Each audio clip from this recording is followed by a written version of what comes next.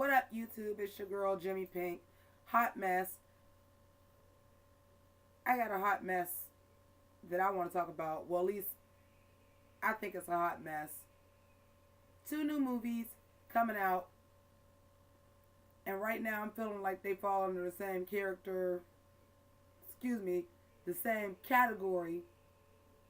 And that category is the I fell off after making a comedy classic.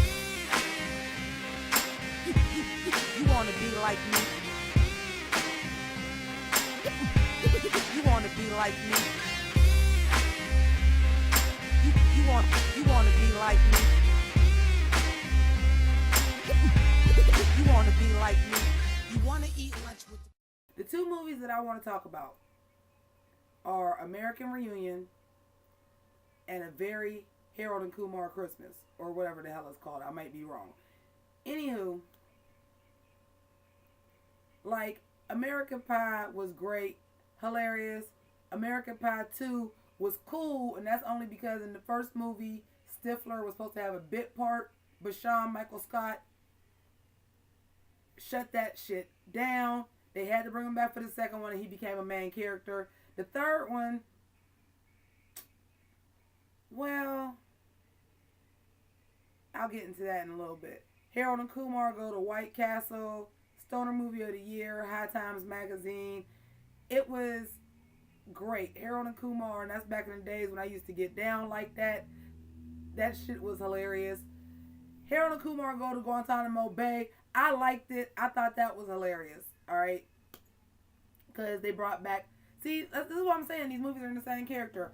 Same category. So in the first movie, you got a big character that had to do a little bit more with in the second movie. The first one, it was Stifler, Shawn Michael Scott. The second one, it was NPH, Neil Patrick Harris. And in both second movies, they had to give them larger parts. Now, what separates the two right now, American Pie had a third installment that was an epic fucking fail with American Wedding.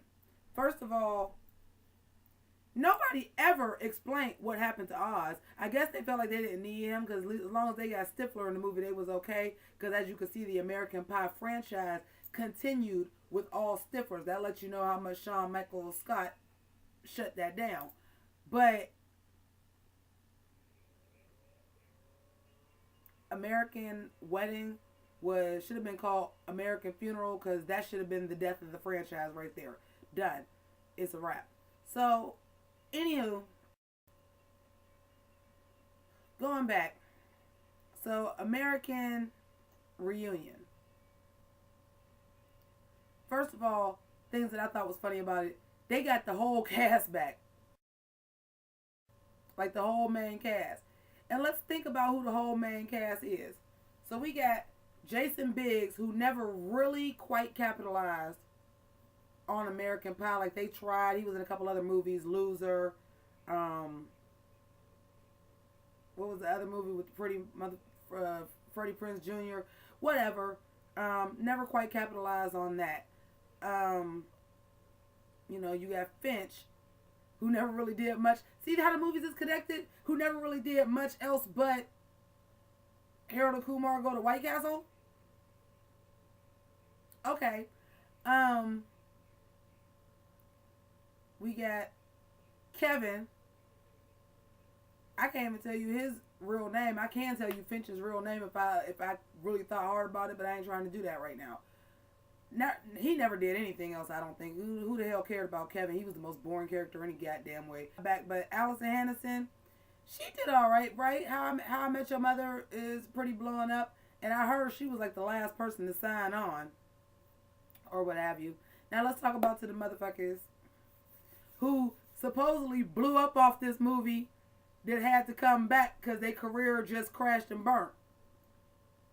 Chris Klein. He thought he was so big, he didn't even have to do the third one because he didn't do American Wedding. They didn't even explain why he wasn't there. Nobody even mentioned, like, oh yeah, Oz is having a good old time. So they didn't even explain him away. He just thought he was big shit. Chris Klein. Rollerball. Enough said. Mina Suvari, who actually she did her thing for a minute. You know, what's the movie I'm thinking about? American Beauty.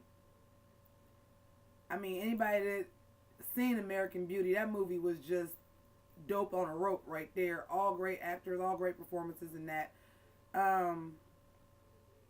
Tara Reid,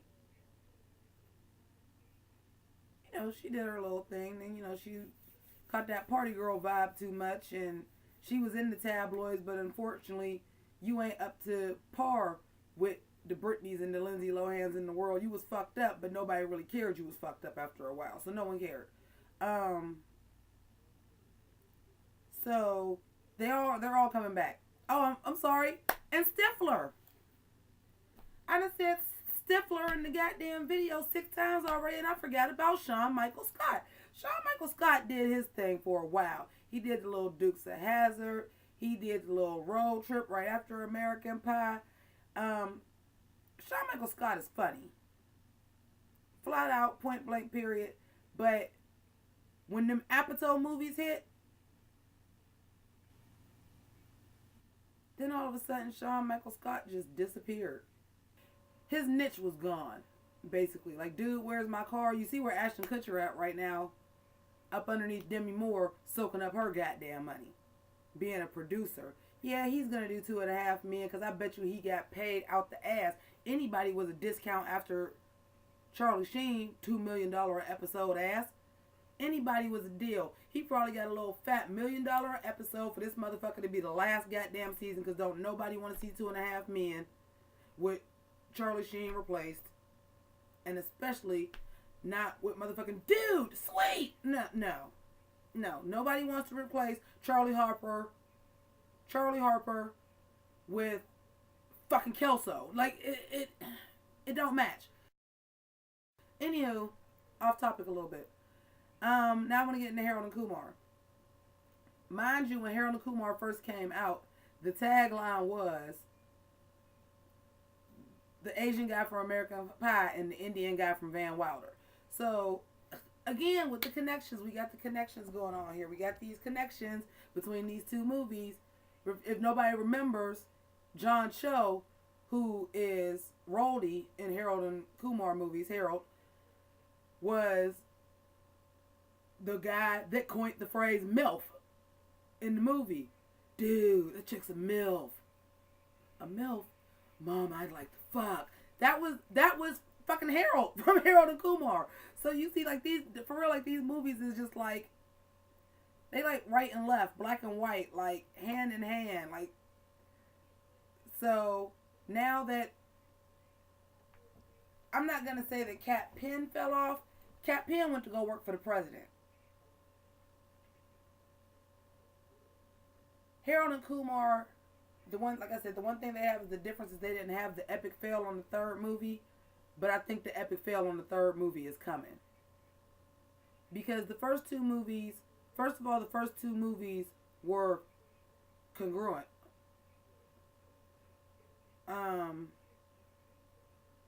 They went from the Escape from Guantanamo Bay picked up immediately after White Castle. And that was genius. And am I going to say Guantanamo Bay was as good as the first one? It wasn't. Sequels very rarely are. We all know that. The Hangover. But it was done well, and I liked it, and I did enjoy it. I laughed a lot. I seen the trailer for this Harold and Kumar. First of all, hold on, wait, stop the tape. Chicka. The motherfucker is in 3D. Can somebody please explain to me why there should ever be a Harold and Kumar movie in 3D? Is there a purpose at all? There ain't no motherfucking Santa Claus. How they shoot Santa Claus? Now we see, this is what I'm saying. Now it's getting ridiculous. And then Neil Patrick Harris got shot like 5 times or like 1 time with a big ass bazooka or something. My memory is a little shaky on that, but he back. I mean, but if you're going to do another Harold and Kumar, you kind of need him back. You don't want another American Wedding, where one of your major plotted characters just don't show up. Chris Klein. That's what you get. That's what you get. That's why you did Rollerball. Pay homage to what got you on. But at the same time, it's so obvious, with the exception, again, of Allison Hannigan. This is just a testament of how far these stars that was in this movie. Harold and Kumar, the same thing. Like I said, bit parts. So I know this one ain't picking up right after they come back from Amsterdam. It can't possibly be. Not unless he went to Amsterdam and got stung by like 15 bees and he just swallowed the motherfucker. That's that. I'm just saying. You already know what it is. Jane Pink, Hot Mess. Deuces.